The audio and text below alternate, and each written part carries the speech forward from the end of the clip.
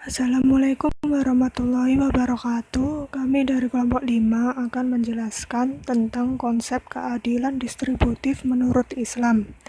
Anggota dari kelompok 5 terdiri dari yang pertama Herdiana Fibiola Sirli, yang kedua Ahmad Fikri Jainuri, yang ketiga Dina Yuniar Alfianti, yang keempat Erika Cahya Gustiana, dan yang kelima Eka Putri Wulansari. Saya Erika Cahya Gustiana akan menjelaskan tentang pengertian distributif.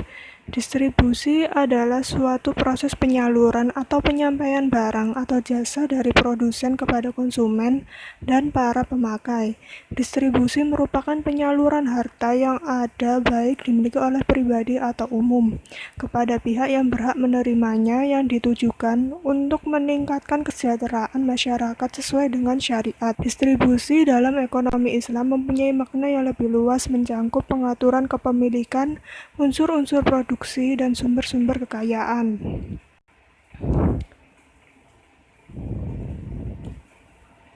Keadilan distributif menurut Islam. Sistem ekonomi Islam merupakan sistem ekonomi yang lahir dari sistem sosial Islami yang diharapkan dapat memberikan solusi terhadap berbagai permasalahan yang ada dengan kebijakan-kebijakan yang berpihak kepada kemaslahatan dan keadilan dalam ekonomi umat. Kebijakan distribusi dalam sistem ekonomi Islam menunjang tinggi nilai keadilan yang didasarkan pada konsep distribusi dalam Al-Quran Surat Al-Hasyr. Ayat tersebut bermaksud untuk menegaskan bahwa harta benda hendaknya jangan hanya menjadi milik dan kekuasaan sekelompok manusia. Harta benda harus beredar di masyarakat sehingga dapat dinikmati oleh semua anggota masyarakat dengan tetap mengakui hak kepemilikan dan melarang monopoli. Islam pun tidak memaksa semua individu diletakkan pada tingkat ekonomi yang sama, agar kebijakan yang ditawarkan ekonomi Islam dapat berjalan dengan baik dalam menciptakan keadilan. Assalamualaikum warahmatullahi wabarakatuh.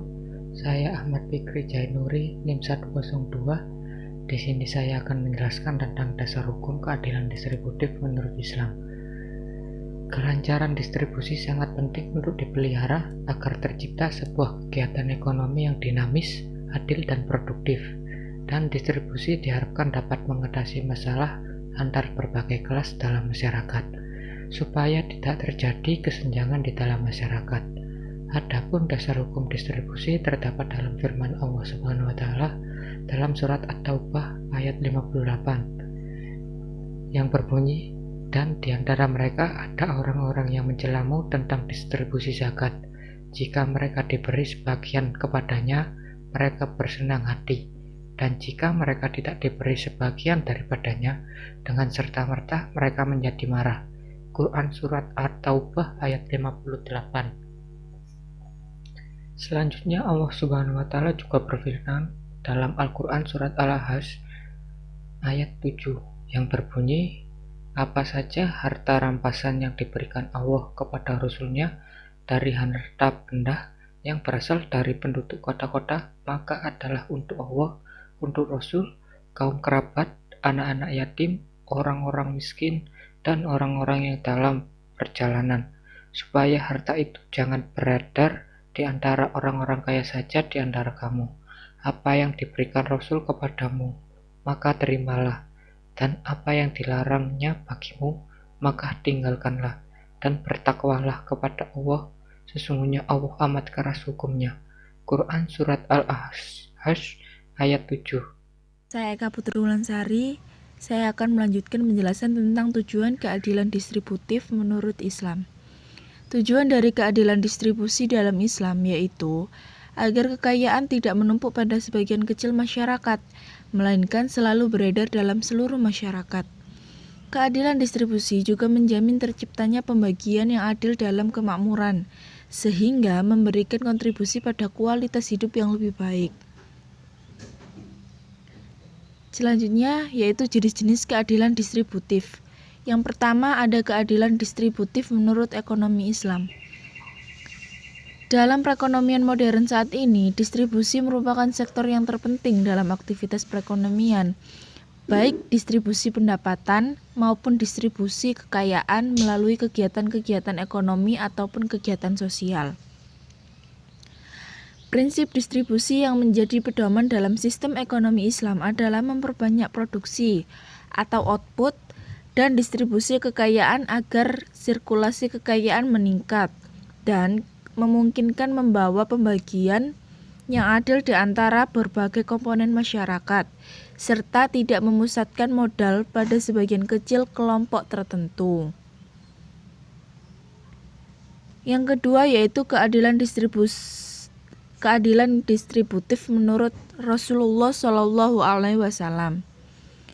Distribusi yang dimaksud Nabi terbagi menjadi dua jenis, yaitu distribusi barang dan jasa, yang berupa penyaluran atau penyimpanan barang atau jasa dari produsen ke konsumen dan para pemakai dan penyalur sebagai harta kepada orang-orang yang membutuhkan sebagai wujud solidaritas sosial. Kedua jenis distribusi tersebut mempunyai perbedaan, yaitu yang pertama bersifat profit taking untuk mendapatkan keuntungan, dan yang kedua non-profit taking, tidak untuk mendapat laba atau keuntungan. Misalnya, Rasulullah SAW melarang umat Islam menimbun barang dan tidak mendistribusikannya ke pasar. Penimbunan barang atau ihtikar biasanya dilakukan dengan tujuan untuk dijual ketika barang sudah sedikit atau langka sehingga harganya mahal. Penimbunan termasuk aktivitas ekonomi yang mengandung kezaliman dan karenanya berdosa, seperti sabda Rasulullah SAW yang artinya, dari Ma'ar, ia berkata, Rasulullah SAW bersabda, barang siapa yang menimbun barang, maka ia bersalah atau berdosa. Hadis riwayat Muslim. Prinsip-prinsip keadilan distributif menurut Islam. Yang pertama berbasis tauhid. Tauhid menjadi fondasi utama ekonomi Islam, mempunyai hubungan kuat dengan konsep keadilan sosial ekonomi dan persaudaraan. Ekonomi tauhid yang mengajarkan bahwa Allah sebagai pemilik mutlak dan manusia hanyalah sebagai pemegang amanah, mempunyai konsekuensi bahwa di dalam harta yang dimiliki setiap individu terdapat hak-hak orang lain yang harus dikeluarkan sesuai dengan perintah Allah, berupa zakat, infak, dan sedekah, dan cara-cara lain guna melaksanakan pendistribusian pendapatan yang sesuai dengan konsep persaudaraan umat manusia. Sistem keuangan dan perbankan serta kebijakan moneter misalnya dirancang semuanya secara organis dan terkait satu sama lain untuk memberikan sumbangan yang positif bagi pengurangan ketidakadilan dalam ekonomi dalam bentuk pengucuran pembiayaan atau kredit bagi masyarakat dan memberikan pinjaman lunak bagi masyarakat ekonomi lemah melalui produk Qardul Hasan. Yang kedua ada distribusi kesejahteraan yang merata. Berdasarkan prinsip ini, maka konsep pertumbuhan ekonomi dalam Islam berbeda dengan konsep pertumbuhan ekonomi kapitalisme yang selalu menggunakan indikator PDB atau produk domestik bruto dan per kapita. Dalam Islam, pertumbuhan harus seiring dengan pemerataan. Tujuan kegiatan ekonomi bukanlah meningkatkan pertumbuhan sebagaimana dalam konsep ekonomi kapitalisme. Tujuan ekonomi Islam lebih memprioritaskan pengentasan kemiskinan dan pengurangan pengangguran. Karena itu, Islam menekankan keseimbangan antara pertumbuhan dan pemerataan. Pertumbuhan bukan menjadi tujuan utama, kecuali dibarengi dengan pemerataan. Dalam konsep Islam, pertumbuhan dan pemerataan merupakan dua sisi dari sebuah entitas yang tak terpisahkan. Karena itu, keduanya tak boleh dipisahkan. Dalam perspektif ekonomi Islam, proporsi pemerataan yang betul-betul sama rata, sebagaimana dalam sosialisme, bukanlah keadilan, malah justru dipandang sebagai ketidakadilan. Sebab Islam menghargai prestasi, etos kerja, dan kemampuan seseorang dibanding orang yang malas. Dasar dari sikap yang kooperatif ini tidak terlepas dari prinsip Islam, yang menilai perbedaan pendapatan sebagai sebuah sunatullah. Landasannya antara lain bahwa etos kerja dan kemampuan seseorang harus dihargai dibanding seseorang pemalas atau yang tidak mampu berusaha. Bentuk penghargaannya adalah sikap Islam yang memperkenankan pendapatan seseorang berbeda dengan orang lain karena usaha dan ikhtiarnya. Yang ketiga ini ada prinsip jaminan sosial atau social security. Dalam sistem ekonomi Islam, keadilan sosial dipandang tidak akan mungkin tercapai tanpa adanya prinsip ini. Prinsip jaminan sosial atau at-takful ijtimai yang dimaksud dalam hal ini adalah keadaan di mana setiap orang dalam masyarakat saling menjamin dan menanggung beban kemaslahatan sesama. Prinsip ini banyak disebutkan dalam Al-Quran maupun hadis Nabi SAW. Di antaranya, tidakkah kamu melihat orang yang mendustakan agama? Mereka adalah orang-orang yang membiarkan anak yatim dan mereka juga tidak memberi makan orang-orang miskin. Surat Al-Ma'un surat ke-107 ayat 1-3. Rasulullah juga bersabda, perumpamaan orang-orang beriman itu dalam kasih sayang, sebagaimana batang tubuh. Jika salah satu anggota tubuh itu sakit, maka anggota tubuh yang lain juga merasakan demam. Hadis riwayat Bukhari dan Muslim.